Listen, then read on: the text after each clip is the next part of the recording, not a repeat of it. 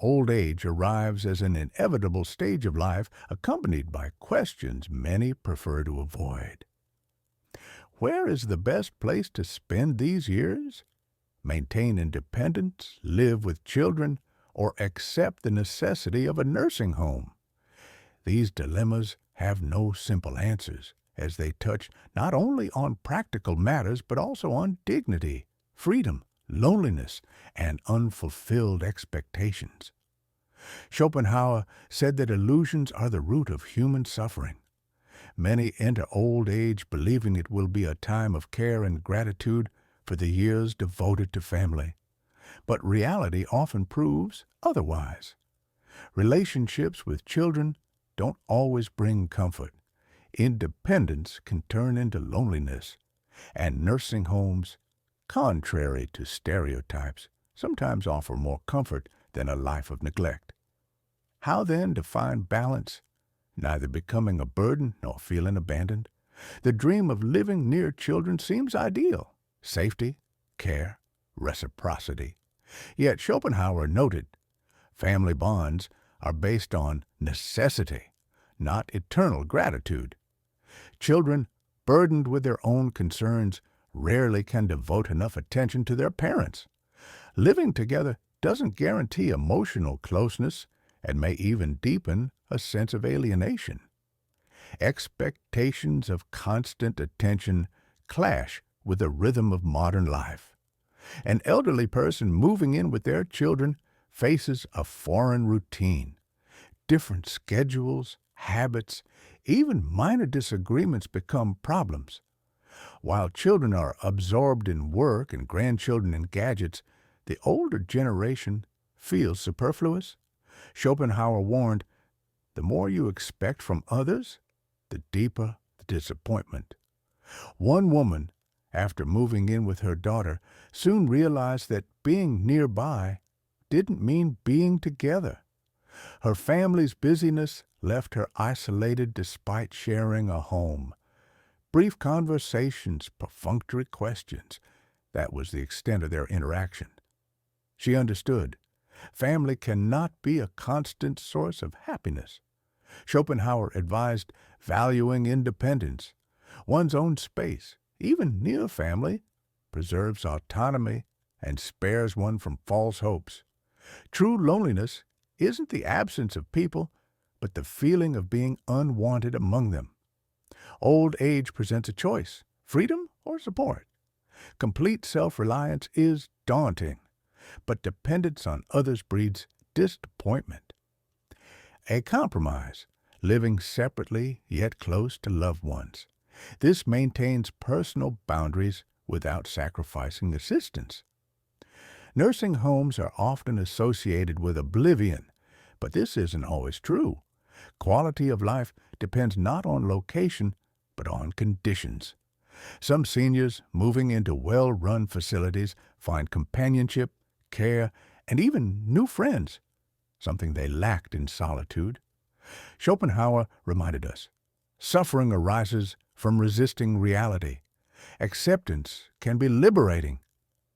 One man, after moving to a nursing home, discovered his fears were unfounded. There, he found community and purpose. Parents often expect gratitude from their children, but life doesn't work that way. Children, consumed by their own lives, can't provide the attention their parents might wish for. Schopenhauer believed wisdom lies in letting go of expectations. Old age is a time of reevaluation. Some find joy in family, others in independence. The key is to avoid illusions and choose a path that preserves dignity. This isn't the end, but a new chapter written by each individual. How do you envision your old age, surrounded by family or in autonomy? Share your thoughts in the comments. Your experience may help others. Subscribe and like to stay updated on new reflections about life. Schopenhauer saw solitude not as a punishment, but as an opportunity for those who understand human nature. He argued it's better to be alone than surrounded by superficial connections.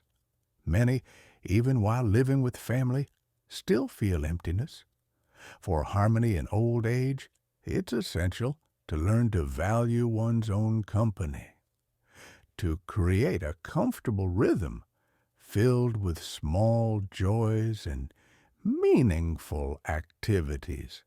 The story of one widower shows how late years can be reimagined. Refusing to live in his son's home, he rented an apartment nearby. At first, solitude frightened him, but gradually he discovered its advantages. Freedom in routine, time for reading, walks without considering others. Visits to family became welcome rather than obligatory. Schopenhauer was right. Accepting reality brings peace. The key lesson: independence doesn't equal isolation.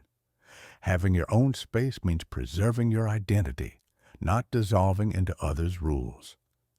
The elderly man in this example realized living with family would have made him an add-on to their lives, while in his own home he remained the master of his fate. Fear of nursing homes is often based on prejudice. Yes, some facilities leave much to be desired, but others offer what a lonely apartment cannot: regular care, social interaction, activities. One man who resisted moving later found a childhood friend there and became engaged in hobbies.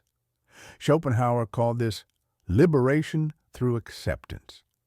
Parents struggled to accept that children can't be their reward.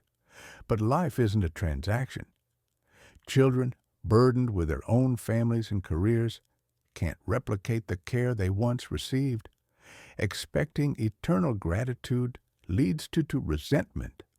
Wisdom means releasing these illusions, as one woman did when she realized her son loves her, but lives at a different pace. Schopenhauer offered a radical view. The less we depend on others, the freer we are. This is especially true in old age. Autonomy avoids toxic dynamics where the elderly feel indebted and relatives feel guilty. An alternative is an honest compromise: one's own home with access to help, or a nursing home with decent conditions. The end of life need not be tragic. As shown by the man who found joy in books and walks, or the woman who accepted her daughter's imperfect care, attitude is everything. Schopenhauer advised, "Don't demand from the world what it cannot give. Find support within yourself." Your vision of old age depends on temperament. Introverts may prefer solitude. Those who value connection may choose to be near family, if they're willing. The key is honesty. Where will you be the master of your life, not a burden? Modern reality has rendered the traditional children care for parents model obsolete. Grandchildren learn remotely. Adult children work from home or move away. The elderly are left alone with the question, how to structure life when familiar supports vanish. Schopenhauer warned, attachment to the past is a source of suffering. Perhaps, instead of clinging to outdated models, we must seek new forms of existence. Technology offers unexpected solutions. Video calls, smartwatches with emergency buttons, meal and medication delivery, all enable new independence. One 80-year-old woman mastered messaging apps and now hosts nightly family chats, with children and grandchildren scattered worldwide. She jokes, "I've become a digital nomad." It doesn't replace hugs, but maintains bonds across distances. Financial independence is another key factor. Those with savings or a decent pension have more options. Hiring a caregiver, moving to a comfortable facility, or paying for regular social worker visits. Schopenhauer noted, money is freedom in material form. This truth becomes stark in old age. But what about those without such means? Social initiatives help. volunteer programs, elderly mutual aid groups, day centers. At one such center, a retired math teacher found purpose. Twice weekly, he tutors underprivileged children. It gave me what my own grandchildren couldn't, a sense of being needed, he admits. Schopenhauer was right. Suffering stems from resisting reality. Modern aging requires flexibility, the ability to adapt, find new meaning, reinvent oneself. A 70-year-old blogger grandma, an 80-year-old online student, a retiree freelancer, these are no longer exceptions. Perhaps the secret to a dignified old age is the willingness to change while retaining one's core. What will your old age look like? It depends not just on circumstances, but your attitude toward them. You can spend years lamenting children's neglect and systemic flaws. Or, like the woman who started a Silver Volunteers Club in her neighborhood, you can create new realities here and now. Schopenhauer reminded us, we rarely think of what we have, but always of what we lack. Shifting focus is a powerful tool for a happy old age. Ultimately, old age is a test of wisdom. It asks, have we learned to accept life as it is, find joy in small things, let go of the unchangeable? As Schopenhauer said, life is a language in which we are taught a lesson. Old age is the time to understand that lesson and perhaps, for the first time, truly hear ourselves. Psychologists note a paradox. Old age can become a time of genuine freedom. When the need to meet social expectations, chase careers, or seek approval fades, a rare opportunity emerges to be oneself without apology. One 75-year-old confessed, "Only now do I realize I can wear what I like, say what I think, and fear no judgment." Schopenhauer would call this the attainment of authentic existence. Yet this freedom demands courage. Society still imposes roles on the elderly, the proper grandma, the frail old man, the tired retiree. Defying these stereotypes is a challenge. In Japan, a movement of active seniors travels, engages in extreme sports, even launches startups. Their motto, age is not a diagnosis, but a new stage of possibilities. Schopenhauer wrote, everyone takes the limits of their own vision for the limits of the world. In old age, expanding these limits is vital. 82-year-old Mikhail from Odessa began learning Chinese just because. Now he corresponds with peers in Shanghai and dreams of visiting. The brain is like a muscle. If you don't train it, it atrophies, he laughs. His example proves neuroplasticity lasts a lifetime. The crucial question isn't, how do I survive old age? But how do I live it? The difference is profound. The first implies passive waiting, the second, active creation. Scandinavian nursing homes adopt a surprising approach. Instead of caring for the elderly, they help them launch projects, from vegetable gardens to memoirs. Result? Depression rates dropped threefold. Schopenhauer believed meaning can't be found externally, only created within. Perhaps this is why many seniors turn to art, painting, poetry, crafts.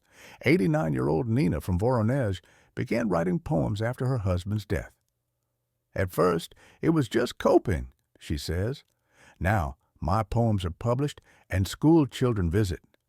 Her story shows, even in deep old age, new callings can emerge. Existentialist philosophers argued humans are condemned to freedom. In old age, this idea gains urgency. When social masks fall away, bare existence remains, and only we can fill it with meaning. As a 90-year-old sage put it, youth is when you think life is ahead. Old age is when you realize this is life. What unites all successfully aging people? Not wealth, though it helps, but a mindset. They accept the inevitable but fight for the possible. Find joy in simplicity. Keep learning and wondering. Refuse to be defined by age. Believe they can shape their lives. Schopenhauer saw wisdom in recognizing the illusion of many human pursuits. In old age, this recognition can liberate. When we stop chasing phantoms, a simple truth emerges. Happiness lies not in years lived, but in moments cherished. And this truth can be grasped at any age, if one dares. Paradoxically, many find in old age what eluded them in youth: genuine self-assurance. "I've nothing left to prove," says a 78-year-old former engineer. "I can finally just be." Philosophers call this authenticity, living in harmony with one's true nature. Schopenhauer saw it as wisdom's highest form. But how to sustain this harmony amid physical decline? Modern gerontology suggests aging without growing old, not eternal youth, but maintained functionality. An 85-year-old ballerina doing morning exercises, a 90-year-old professor lecturing. These examples shatter age stereotypes. Their secret: never stop doing what you love, just adapt the form, not the essence, explains a psychologist. Schopenhauer wrote, "A healthy beggar is happier than an ailing king." This becomes obvious in old age, yet studies show even serious illness needn't destroy quality of life. 80-year-olds with chronic diseases, but a zest for living outlive healthier but apathetic peers. Want longevity? Find purpose, gerontologists advise. Can one prepare for a dignified old age? Psychologists say yes. The best preparation is a rich middle age, says a geriatrician. Those who invested in relationships, hobbies, and growth enter old age with resources. But it's never too late to start. Neurogenesis continues until death. Schopenhauer's radical advice: learn to enjoy your own company. In the digital age, this is vital. 90-year-old Margarita explores global museums via virtual tours. I travel without leaving my chair. Her peer Vasily blogs about classical music, gaining thousands of followers. These examples redefine lonely old age. Today, one can be alone without loneliness. A parable tells of an old man planting trees whose fruit he'll never taste. This may be wisdom's essence: to keep sowing, even knowing the harvest isn't for you. A 102-year-old teacher mentoring young colleagues, a grandmother preserving traditions for great-grandchildren.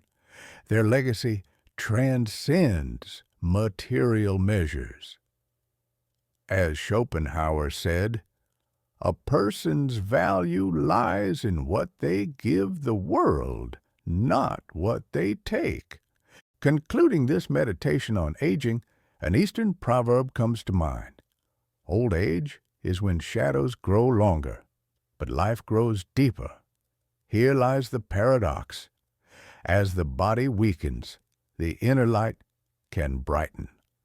Schopenhauer, who lived a difficult life, wrote in his final years, "I've learned happiness isn't the absence of suffering, but the ability to rise above it."